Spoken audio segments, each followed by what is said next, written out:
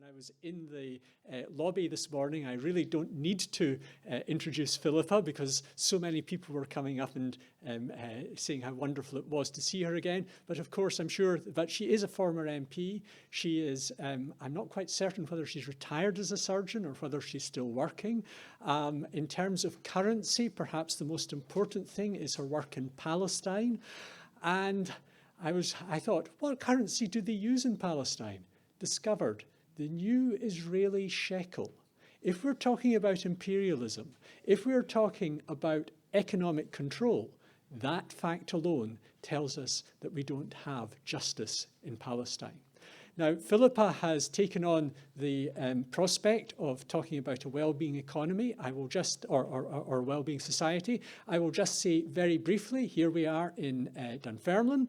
Tim mentioned Carnegie, and the leading thinking on well-being work in Britain is being undertaken at the moment by the Carnegie UK Trust.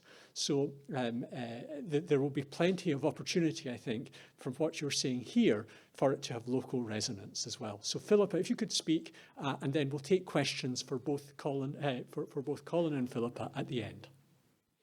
Thanks very much, Robbie.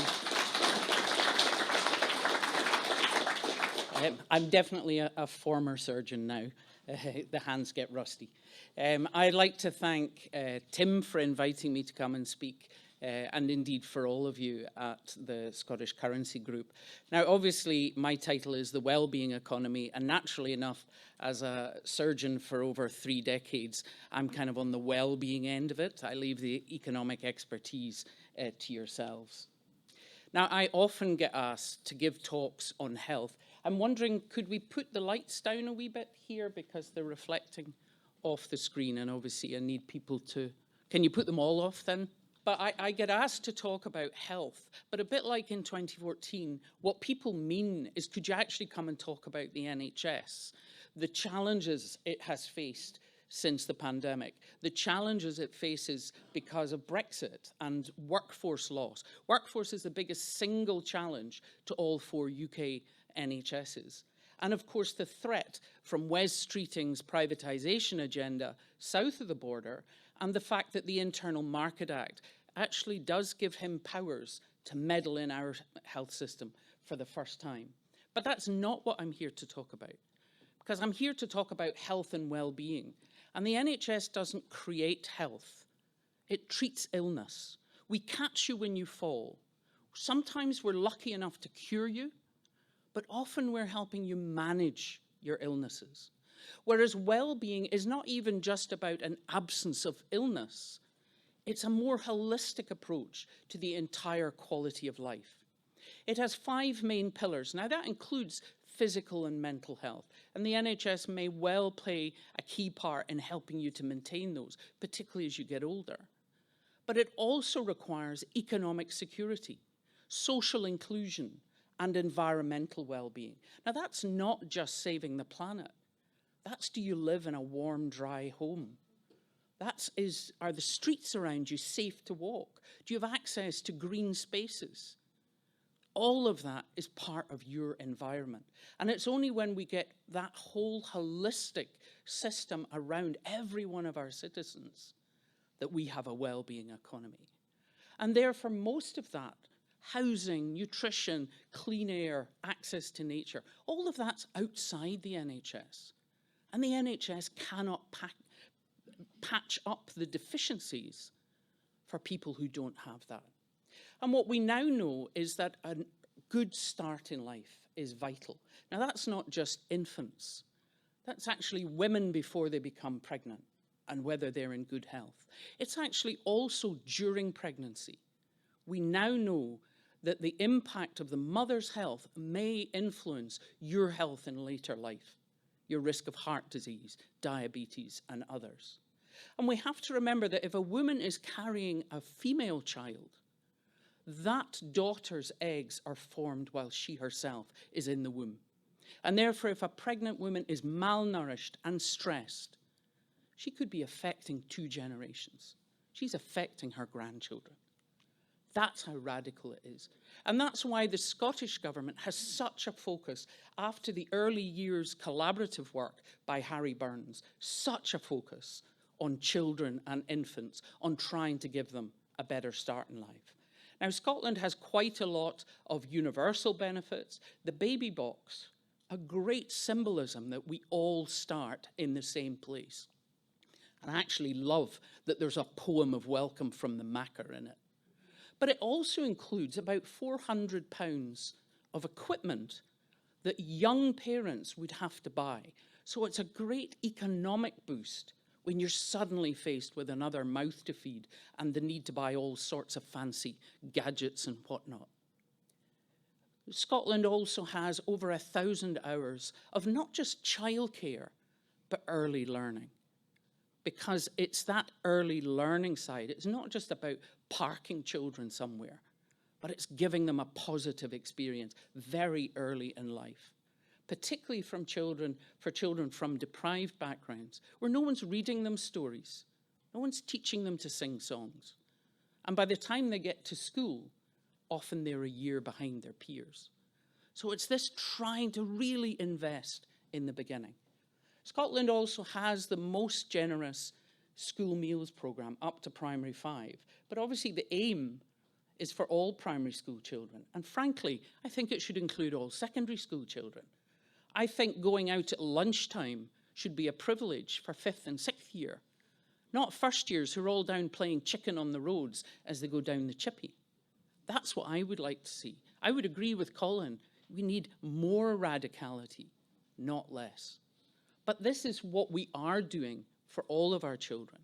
But on top of that is the focused economic support of low-income families. The 3 Best Start grants, one of which is for pregnant women to try and ensure that they are having decent nutrition, but also in infant and early childhood.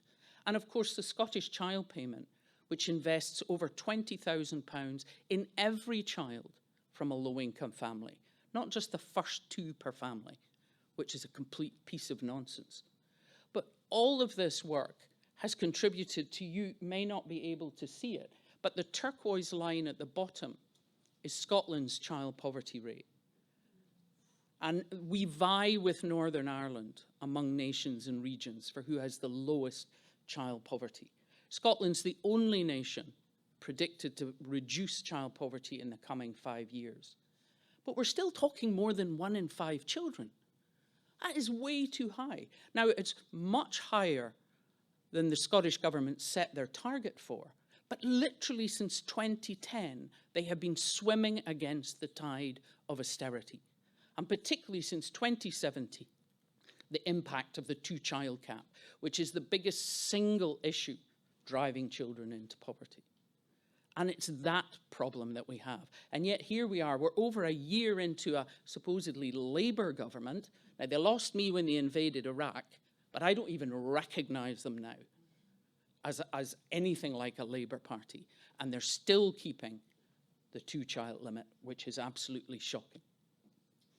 And the Scottish wellbeing policies are not just for children. They actually run throughout the entire life course. So if we only talk about the Scottish Child Payment, there'll be lots of people in Scotland think, well, I don't get anything from that. But when you start to talk about all of Scotland's unique policies, you realise whatever age you and your family and your parents and your children are, there'll be people who are benefiting from this wellbeing approach that we have. Our young people get to go to college or university without paying tuition fees. Now, I'm lucky enough, and many in this room are lucky enough, that we came from that era. My stepfather threw me out the house when I was in first year. I would never have been a surgeon if I had faced university fees. And it's okay, people could have said, don't worry, you can have a loan. You'll be a doctor. You'll be able to pay it off.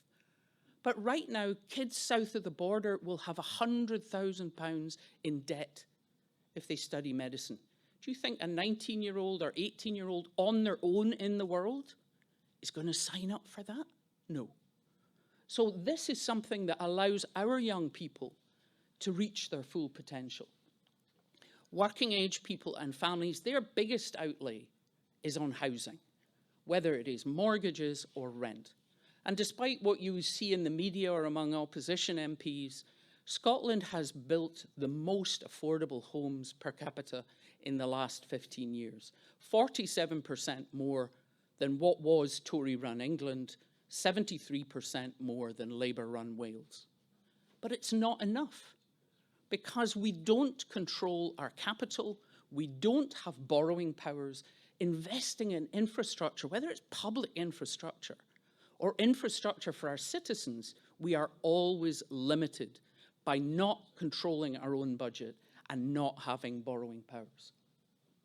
Of course, we have other things like free prescriptions and free dental checks, eye checks, that are also unique to Scotland. And the British Asthma Society do surveys every year or so, which show that south of the border, 1/3 of medication will not be collected because people can't afford the prescription charges. That means people's disease gets out of control. They're more likely to end up in hospital as an emergency. That's a very expensive way to manage people's health. And of course, our older citizens do benefit from free personal care and nursing care that allows them to maintain some dignity and independence in their own homes. And getting the bus pass at 60 rather than 67 lets them actually get out of their own homes and engage in society. I would agree with Colin that we need a national care service. I just do not agree that it should be freestanding from the NHS. We need what Northern Ireland calls a health and care service, because Scotland has led on the integration agenda, which has made a huge difference. So why now split it at the cost of 9 billion into two separate things? Health and care are basically either ends of the same stream. And I would like to see it being built from the grassroots up. And there's plenty of things within the care sector that need reformed. In Ayrshire, the 3 councils have totally different levels of people who are trapped in hospital waiting for care.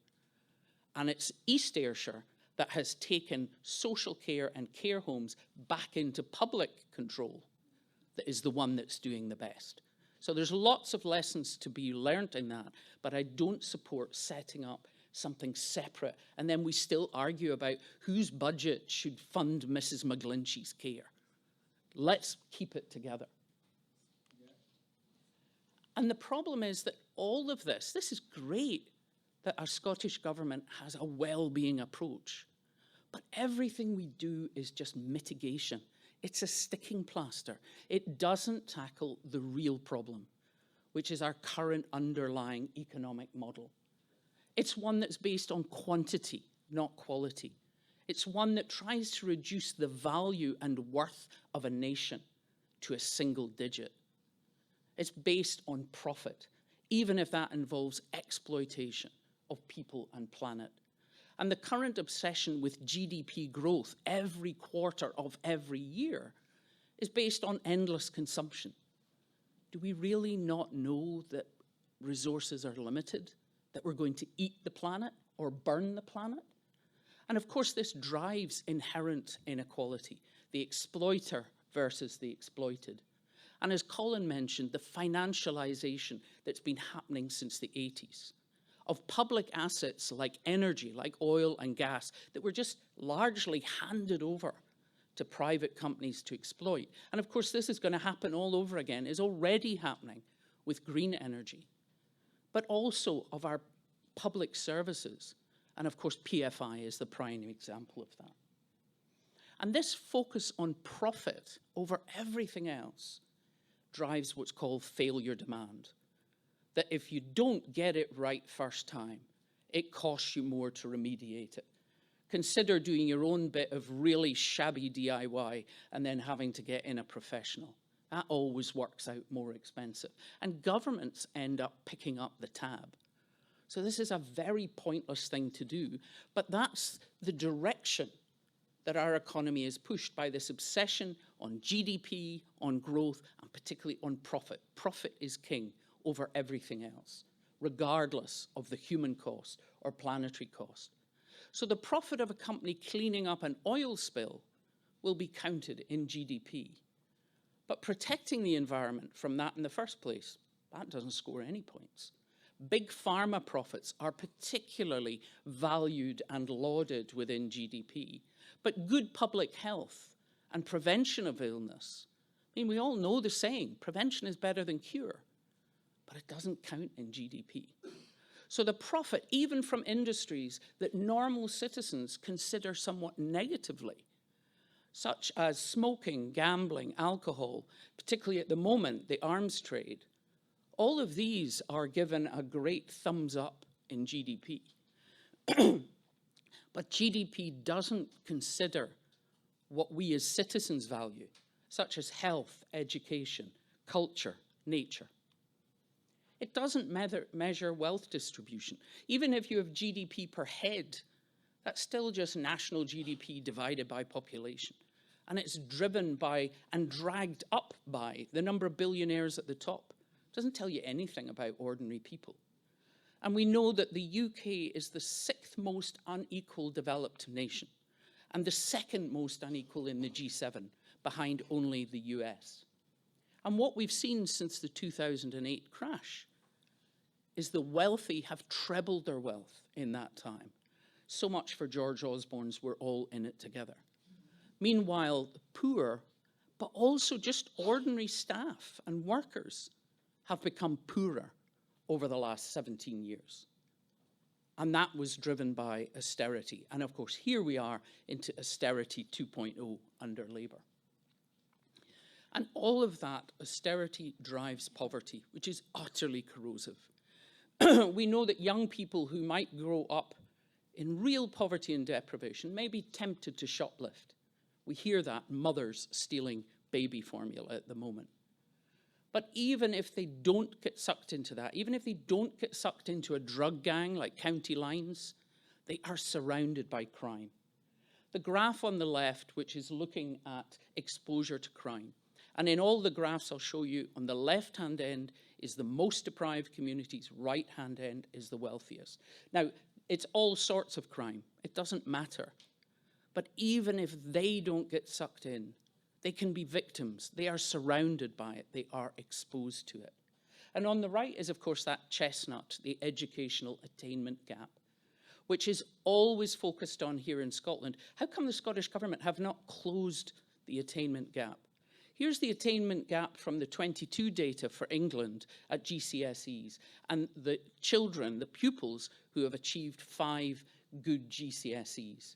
On the left, from a deprived or low-income background, only a quarter of them will get 5 GCSEs. Those from wealthy families, over 70%. That's a 45 percentage point attainment gap. Have you ever heard of it on UK media? Not a whisper. And yet National Fives, which is the same equivalent as GCSE, the attainment gap has narrowed from over 30% to approximately 15 percentage points. That's halved. At the higher level, it's down by 2/3. So Scotland has massively managed to reduce the attainment gap, not close it, but reduce it. And what none of us should forget is it's not an education gap. As I say, by the time these children hit primary school, it's a struggle for teachers to actually redress that balance. This is a poverty gap. And that's what we need to be tackling. And poverty is also the biggest single driver of ill health. Professor Michael Marmot, who did his famous review in 2010, repeated it in 2020, in his second review, found that healthy life expectancy, i.e. how old you get before you start crumbling and collecting various chronic illnesses like badges or trump cards, that was falling. And what you see here, what he also found was life expectancy itself was falling for the first time since the Second World War, particularly among women in low-income and deprived communities in the north of England. Now, obviously, the black line is when you pop your clogs. Again, on the left, most deprived, on the right, wealthiest. And you can see the gradient of the black line.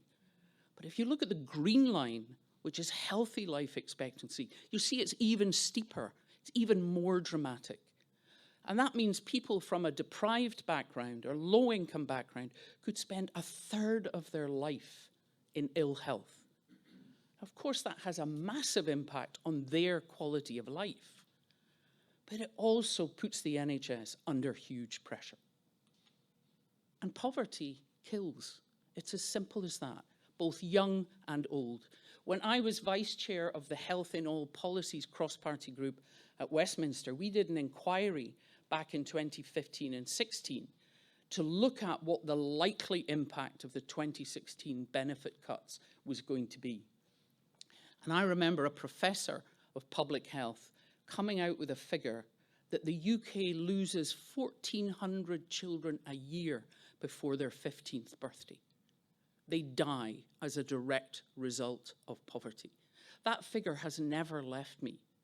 The causes of death are multiple and various, but all of these are strongly associated with poverty. Now, that is a secondary school. Surely if the roof of a secondary school was collapsing every single year and killing that many pupils, wouldn't we be doing something about it? Wouldn't we be revising building standards? Would we really just let it go on and let all that young life and potential be wasted? That's hard to believe. And yet, he's the only person I ever heard talk about it. Obviously, I raised it in the House of Commons, but I mean, that was deaf ears. And of course, the Glasgow Centre for Population Health looked specifically at austerity between 2012 and 2019, so before the pandemic, and found over 330,000 excess deaths as a direct result of austerity. And the thing that is most annoying is austerity doesn't work. When George Osborne was promising us, when we all arrived in the tsunami or the jocalypse, as we were called in 2015, that, oh, he would get rid of the deficit, get rid of the debt, just by cutting back on benefits. It doesn't work. Because if you cut benefits and freeze public sector pay, all you do is take money out of local economies. You end up with dead high streets. People can't afford to go out and buy new clothes or go for a meal. So local employers employ fewer people. Further down back the supply chain, factories don't need so many people because no one's buying the goods. So eventually what you end up with is a decreased tax take to the Treasury. It all comes home to roost. And what is the excuse that's often given for why we need to have more austerity? Exactly as Rachel Reeves talks about at the moment. So that we can give tax cuts to the wealthy. Now, surely everybody knows it doesn't trickle down. It just goes offshore. What you need is a trickle-up economy where you are planting and irrigating the economy at the bottom of the pyramid, making sure your citizens live well and can engage in your economy and in your society. And of course, it just creates more failure demand, more pressure on public services, whether that's the DWP or local addiction services or your NHS. And the cost of blighted lives of young people who grow up in poverty and deprivation, who struggle at school because they're cold and hungry. I co-chaired the Children's Future Food Project at Westminster, and I wasn't wearing glasses all the time then, but I had to put them on to hide that I was crying, listening to the evidence given by the young ambassadors of having headaches because they couldn't afford to buy a bottle of water, of struggling with maths, which was just before lunch because they hadn't eaten since the evening before.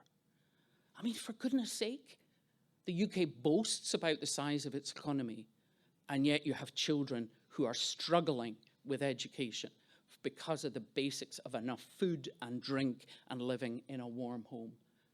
And whether it's unemployment or addiction or ending up in the criminal justice system, governments pick up the pieces later. This is failure demand. Why not invest in the children in the first place? And of course, the ultimate failure demand is climate change.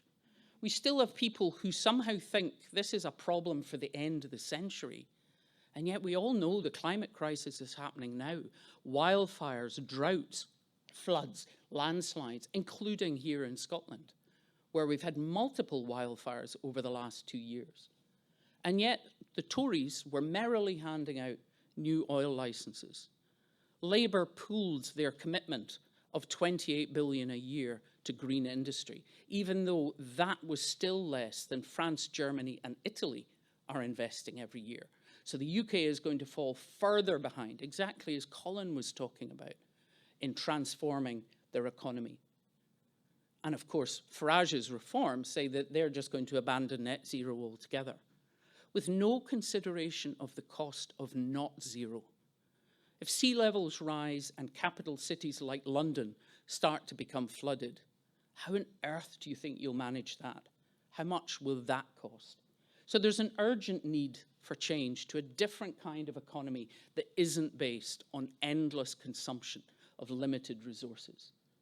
And so the well-being economy is one that focuses on well-being and sustainability, on investment in people and protection of the planet, so that individuals can reach their full potential, can have good health, and therefore they can contribute to society and indeed to the economy itself.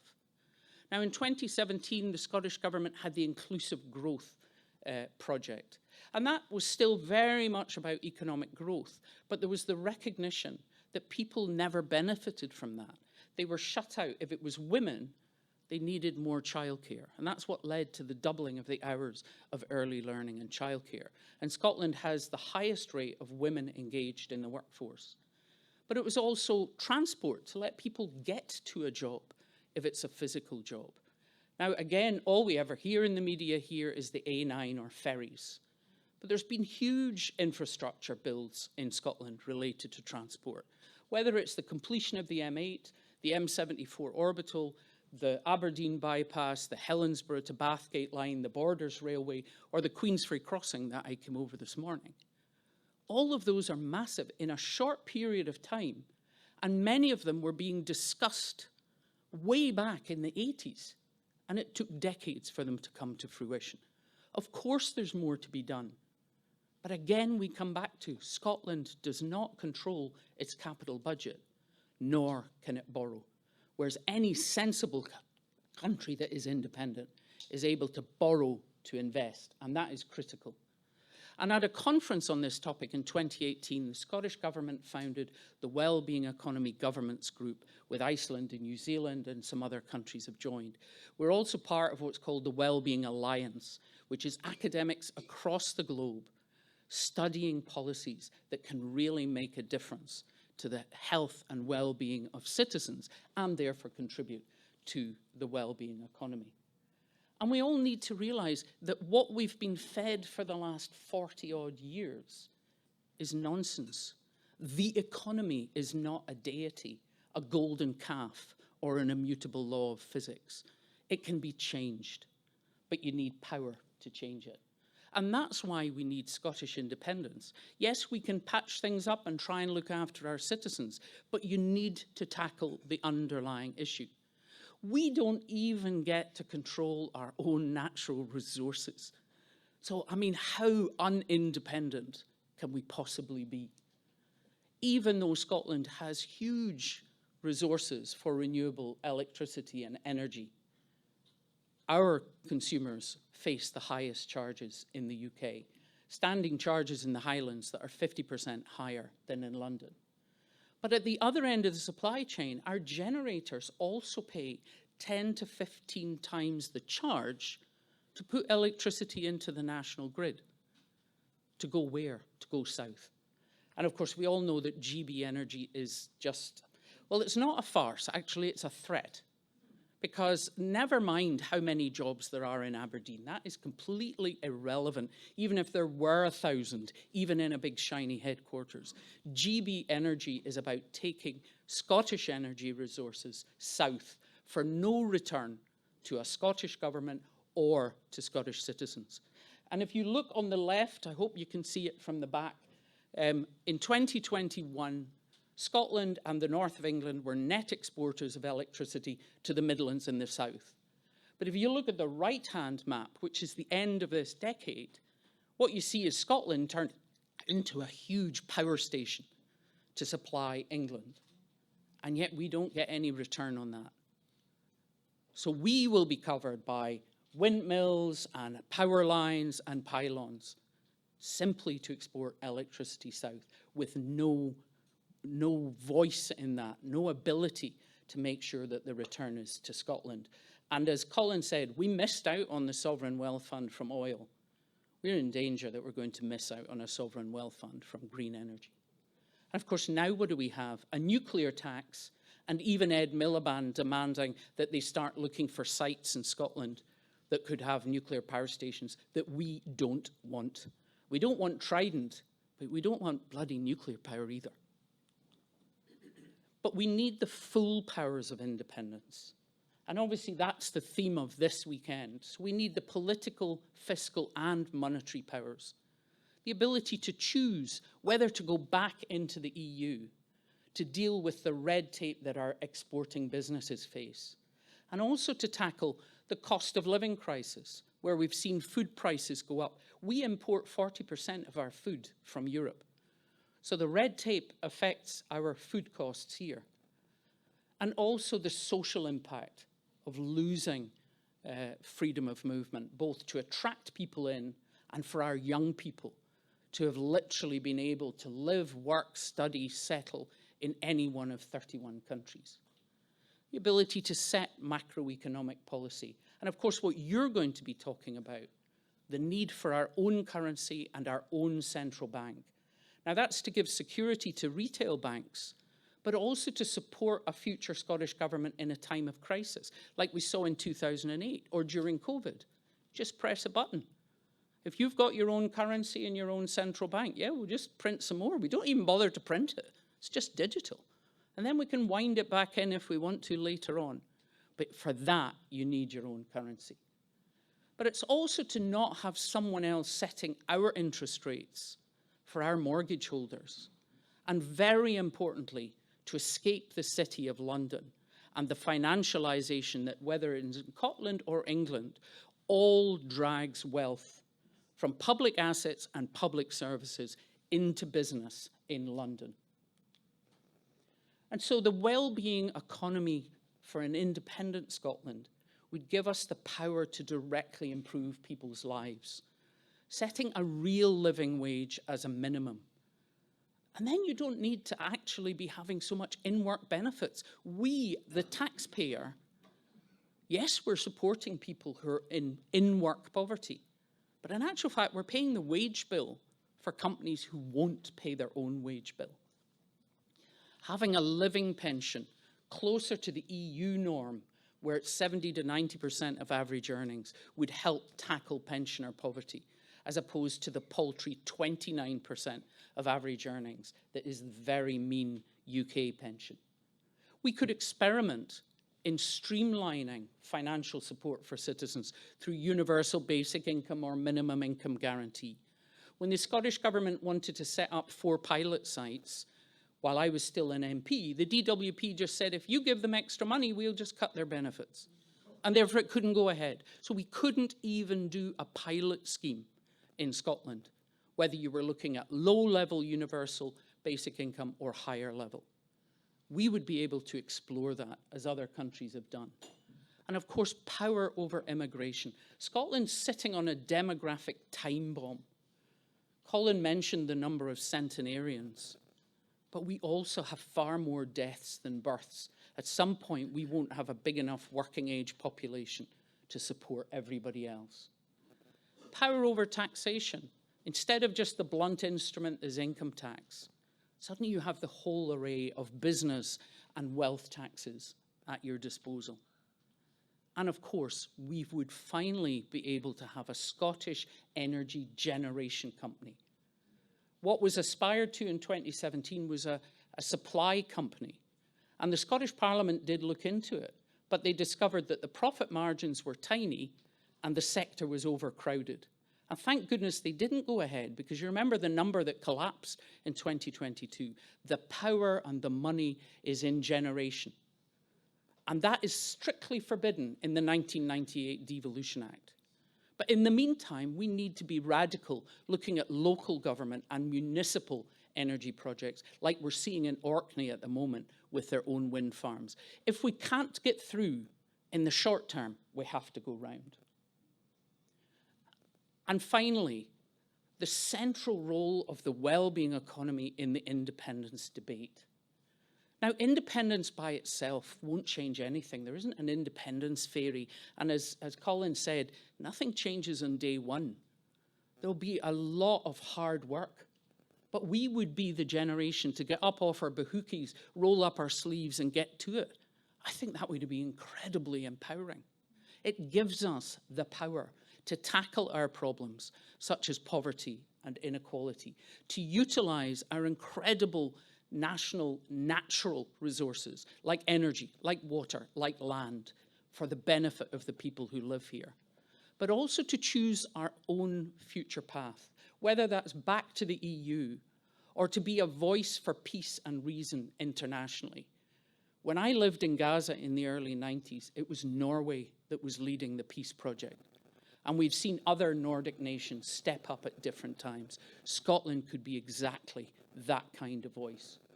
But we have to recognise something that we claim all the time. The people of Scotland are sovereign.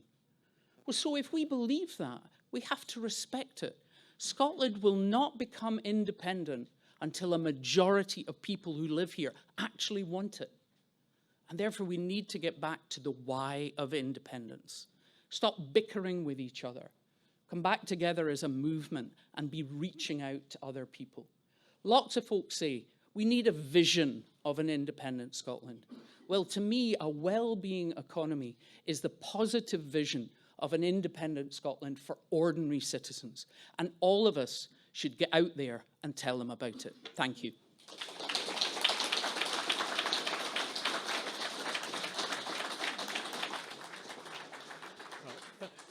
Thank you very much, Philippa. I can already see one question. So I will avoid the temptation. If Colin can join as well, that would be really good. I can see one question. It's almost like Prime Minister's questions when people rush towards the exits. But Chris, if you could go, and then this gentleman here. Maybe if people could say who Hello? the question is to. That's me. Can Yeah. you say who the question Yeah, well, I'm is to? Chris Hanlon. I've actually got a question for each of you, so Oh, now, dinna hog the time. I'll It's a try my long best. day. I'll be quick. Colin, you said some really interesting stuff, particularly about persuading the electorate, and then following on from that about having a mandate for what you want to do with independence and actually needing to have something radical to actually win that independence, let alone have a mandate to implement it afterwards. So I wondered if you could maybe explore the thinking perhaps of not just try to persuade the people, but try to persuade the leadership of the SNP and the next generation of leadership of the SNP to have more radical ideas, to have the courage and the self-belief to put them forward.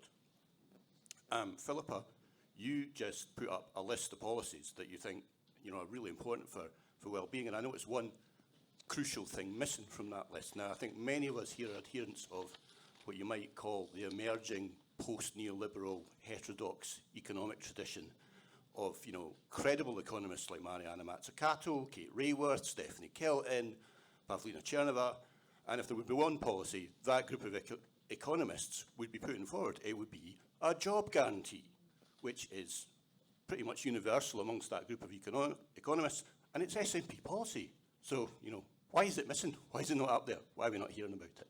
Because it's not currently active. We're not delivering a job guarantee. And frankly, I was told I had 30 minutes. If you want me to list every single wellbeing policy that we already have, that would be 3 slides. So that's why it's not there. We aren't able to guarantee a job for everyone. Lots of us will know young people, including graduates, who did what we told them, worked hard at school, worked out at uni, are now graduates and are just always told, you've got no experience. No? So jobs, particularly for young people, if we did well at uni, you got a job. That's not the case for young people at the moment. So how could I claim the benefit or look at the well-being benefit of a job guarantee? We don't have that at the moment. This is a government job guarantee. This is the policy of a government job guarantee. I'm just confirming that's where it is. I don't think it's a government job guarantee. Would you like Colin to speak? Yeah, can I just say, the question was how do I persuade the leadership of the SNP to be more radical? I would put on record, I have a good relationship with the SNP. Nicola Sturgeon and I sat together in the Justice Committee for 4 years. Nicola was on the advisory board. I'm able to speak to John Swinney. The lines of communication are there.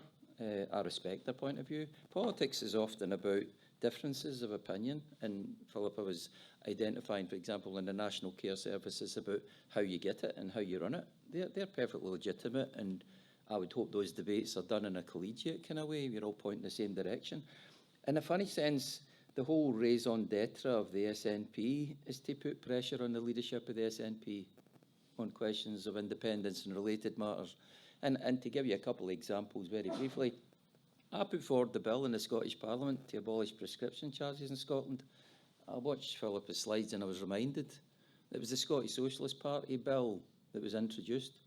When I was there, the SNP supported it and the Greens supported it, but Labour and the Liberals and the Tories voted it down.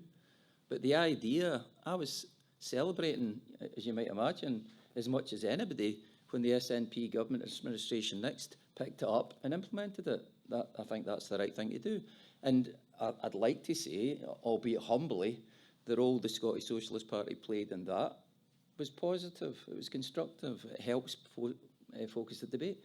And the other thing I think is possibly even less remembered, the Scottish Socialist Party put forward the bill to abolish pindons and warrant sales, 1999, with Alec Neil's co-sponsorship and Dennis Canvan and John McCallion, if you remember.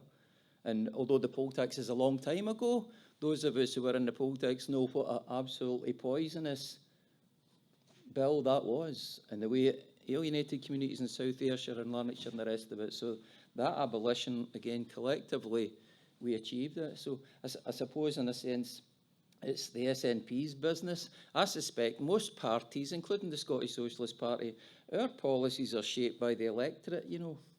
We put things out there and the electorate go, don't like that much. And so you back off from it, especially if you're standing in an election. Elections is a bit of a, you know, it's a, what would you say, it's a complex where sometimes people don't like what you offer, in which case you play that down as much as you can. And other things that you do that they like, you try and appeal to them in that sense. So that's what all the parties are doing. I suspect that's what the SNP will do too. I think these conferences are really, really important because we are extraordinary people here.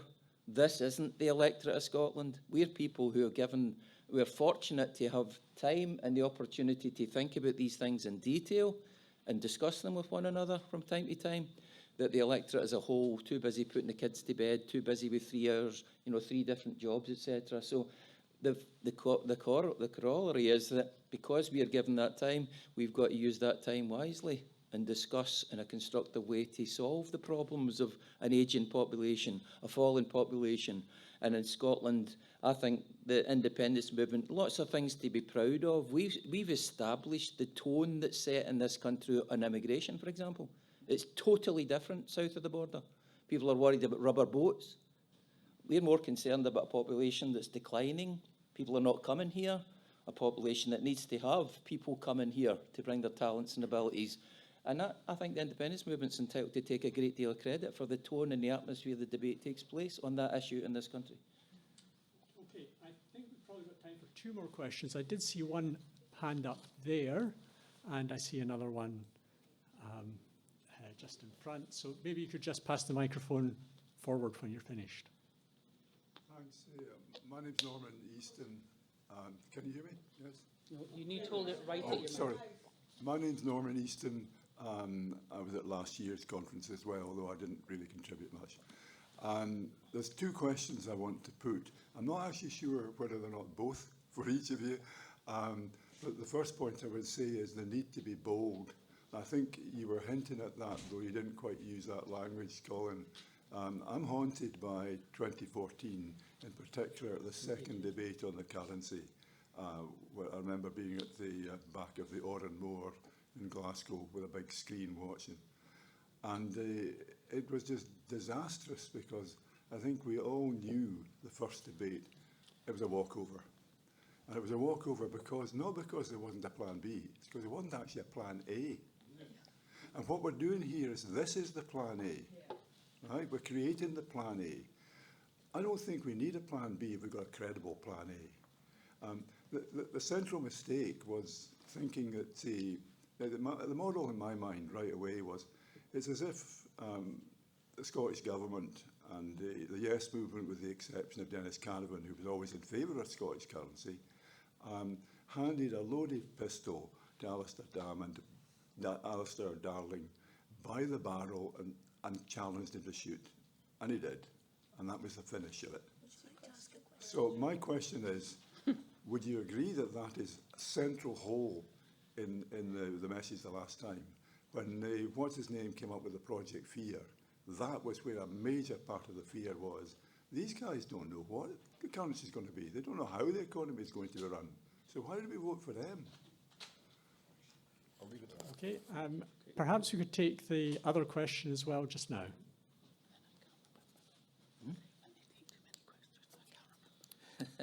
Yes, my name's Vicky Gardner from Perth Yes Hub.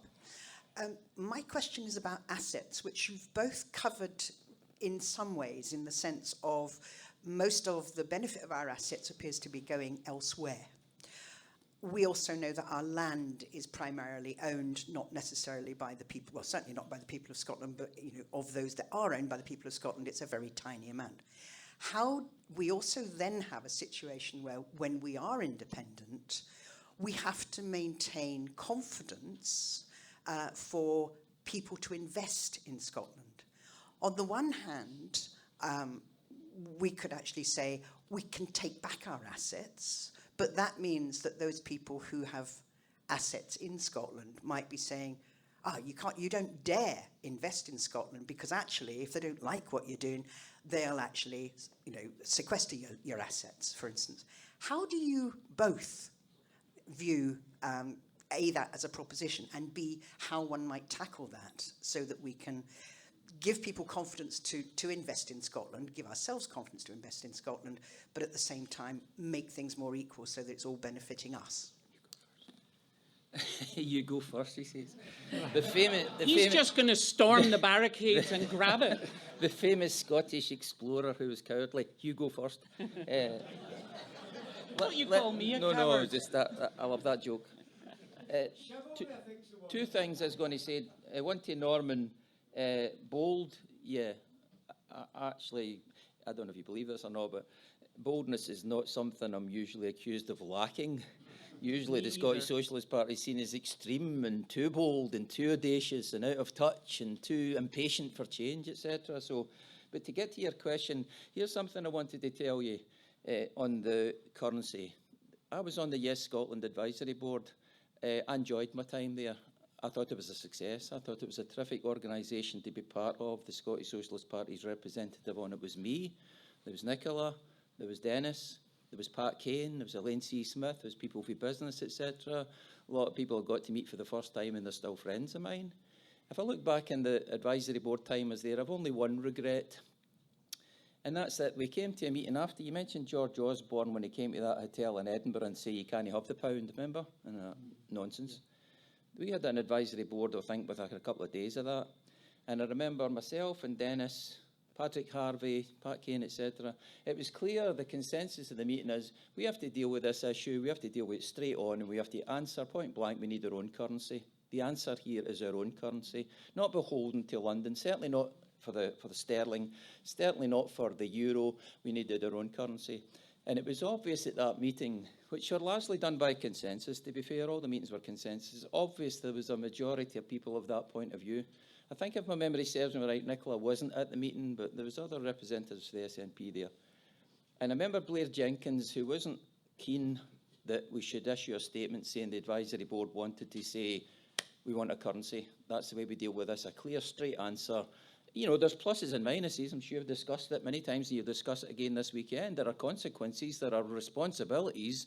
The choices are complex, all of them. But weighing up all the complexities, pluses and minuses on all sides, my view is that the currency, our own currency, is the best of the options available to us. I briefly reiterated that at the meeting. And what happened at the meeting was, I think there was a feeling, I was of the view we should put it to a vote, or we should press the issue and say we need to resolve this, and the best time to do it is now. Osborne's just been here, etc. We didn't. And the reason we didn't is Blair offered us the view, or he suggested, the SNP have done internal polling in this matter that I'll get to you by the next meeting that shows this is going to lose its support if we argue that for our own currency. It will be detrimental to the big prize. And remember, the big prize was everything we considered. We wanted to win a majority. I think in hindsight, if I had my chance again, I would have insisted that we press that button and say, well, that might be the case, even though we never seen the polling evidence, etc., still never seen it. That might be the case, but this is an issue that we need to address, and we never did. How we do that, really that's the important of a conference like this. This issue has to be taken further. You've done some terrific work. I've got my money. I'll be taking this money to next week's Scottish Socialist Party conference and see if I can get tea and coffee there. There's a lot more work to be done. Of course it is, and not least of it all is taken into the schemes where the more, huge proportion of our potential support remains to be won over. But I don't balk at the issue. People go to Mallorca on their holidays with their euros. They go to America with their dollars, or Canadian dollars, Australian pounds, etc. It's not beyond us, We can deal with this. We can persuade people. So I hope that answers the question. To answer Vicky, wasn't it? Vicky's question about assets and liabilities. This is really important, and I think the Scottish Socialist Party in 30 years has still got a pretty immature attitude towards investments and capitalists and people who are trying to make profit and things like that. So we're coming to terms with the fact that investment is welcome. The people who have the investment tend to have A, a lot of money to invest, B, they're looking for a rate of return on their investment and security in their investment, isn't it? Now, there's a debate, I'm sure everybody here is aware of it, about a wealth tax. Should we have a wealth tax? The Greens are for wealth tax, etc. I have to say, I put in front of you, I was a chartered accountant. Chartered accountancy drove me to Trotskyism. I hope you got that in camera, because chartered accountants exist essentially to avoid the rich paying taxes. That's what I did in my chartered accountant's life. I wasn't happy with it. I gave it up and became a full-time socialist revolutionary. Far happier, although substantially poorer. The point I'm making is that a wealth tax for me is only going to get you coppers. If we consider the North Sea, the British government taxed the profits of the oil companies in the North Sea, but it was no substitute for owning the industry. Absolutely. It was no substitute for owning all the profits. And in the same regard, I'm a socialist who's in favour of public ownership. Public ownership is far more of a redistributive measure than a wealth tax would ever be. You own the whole company. You take the wealth that's generated by that industry or corporation and you put all the profits at the disposal of that board or that intergovernmental body, whatever it is, and you deploy it. I'm in favour of public ownership. I want to see a bigger part of the economy directed by, ultimately, the bottom line, the profits go to build council houses, schools, social care, etc. That's really important to me. But I do recognise that in the real world of today, which Vicky's question is about, those who want to invest here, we need to encourage them. And we need to encourage them on the basis of what the investment is going to be used for, morally, socially, as well as just economically, and the bottom line. And that's a project that we've all got to participate in. I mean, I think just to pick up what Norman is saying, the mere fact that we're both here shows that we are committed to a Scottish currency. I agreed with that in the first place. I did come across, because I was very active in 2014, doing lots of public meetings, and there was a fear among ordinary people of, if we don't have the pound, my mortgage changes, my pension changes. And I think that was absolutely the reasoning behind don't scare the horses. What I felt, being Irish, where they had become independent, they had sterlingization, they had their own currency, they went to the EU. When I was previously in Belfast, you had big shops took the pound, the punt, and the euro all at the one time. Because so what? We now all just use our phones. It isn't an issue. But I think that don't scare the horses. And the other side of it was to remove 10% of the sterling zone would have been a huge issue for the UK government. So in actual fact, Alec just never believed they would want to do that. That's why he was so content to go with the we'll keep the pound. The idea that Osborne turned around and said, no, you won't. I think that caught Alec completely off balance. But I, for all the reasons that we've talked about, believe that we should have our own currency, regardless of whether that took you a few steps to get to it or you had it on day one of independence. That should be where you're going. from the point of view of Vicky, obviously coming back to being Irish, from land, they just took it. They took it and they divvied it up, and everyone got a cottage, a bit of peat to harvest turfs from, a wee bit of ground to have someone on. If you drive through Ireland, instead of the cleared Scotland where everyone's in villages, you will see literally a house on every wee hill. Now, some of them look like Spanish haciendas. The planning control must be horrific, but that's what they did. I would agree. I mean, we keep lauding foreign direct investment and, oh, we're the highest FDI outside London. Yeah, that's fine. You're bringing money in, but where does the profit go to in the end? We should be trying to attract Scottish investment. And the problem is we have people who set up companies, they get all that assistance at the beginning, and as soon as it's worth a lot, they decide they'll flog it when they're 40 and retire as a millionaire. How do we change that mindset? How can we invest in things like government bonds, Scottish government bonds, so that we start buying into? Statoil, or Equinor as it is now, doesn't completely own the Norwegian oil company. They own the golden share. They own 51%. Now, what you could be saying is these companies that have been exploiting our assets, you can set that you're going to do that gradually. Not necessarily on day one that you take everything away, but you start taking government shares, and therefore you're at least getting profit. And as it's growing, you're saying, well, we now can borrow, and we can borrow much cheaper than you can borrow. So we're going to start investing and gradually taking a bigger share in our assets. I think that the idea that on day one, everything that everybody owns is taken away, I would agree that would more than scare the horses. But our aspiration has to be that services, now I don't have an issue with there being private companies, but my water, my electricity, my transport, my health, my care, all of those should be provided by the state, so that no matter where in Scotland I live, I can count on getting clean water. Because I can vouch with 9 years in Westminster, a cup of tea made in a flat in London is disgusting. So these are the things, but we need to prepare to be doing it gradually and with some degree of justice to people who did invest. But it is something a Scottish government could do over time.